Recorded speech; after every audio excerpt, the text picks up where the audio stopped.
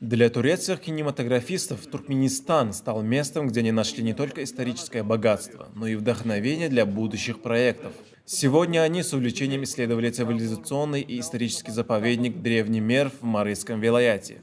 Их путешествие началось с Большой и Малой Кыскала, где им была предоставлена информация о богатой истории этих мест. Затем они проникли в секреты Древнего Мерва, посещая усыпальницы великих личностей, таких как Ходжа Юсуф Хамедани и его сподвижники.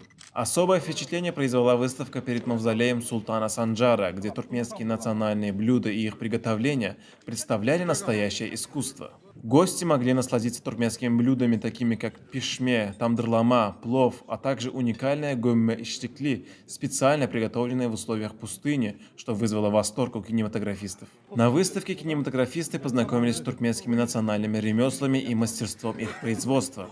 Они оценили туркменские мужские костюмы, а также музыкальный инструмент дутар, на котором исполняются туркменские и турецкие песни.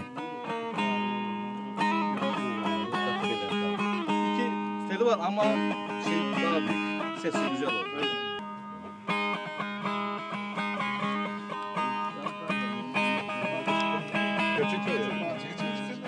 Удивительные ковры и украшения, изготовленные туркменскими невестами, вызвали восхищение и признание. Турецкие кинематографисты не только наслаждались богатством культуры Туркменистана, но и нашли вдохновение для своих будущих исторических фильмов.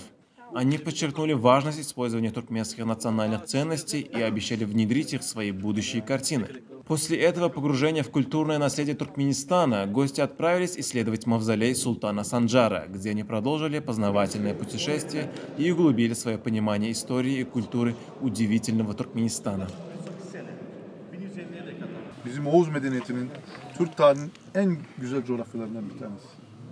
Sultan Alparslan 1040 yılında Dandanakan'dan sonra burada geldi, bir kurultay kurdu ve Büyük Türk Devleti'nin inşası, Selçuklu Devleti'nin inşası bu topraklarda oldu. Selçuklu Devleti demek, sanat demek, medeniyet demek, incelik demek, zeka demek ve bütün dünyaya bizim kültürümüzün aktarılması demek. İslam dünyasının koruyucusu demek, hamisi demek. Bu topraklar cihanın en büyük devletini çıkarmış topraklar. Bizim atalarımız, bizim ecdadımız. İnşallah 21. asırda da bu destanı hep birlikte imza atarız.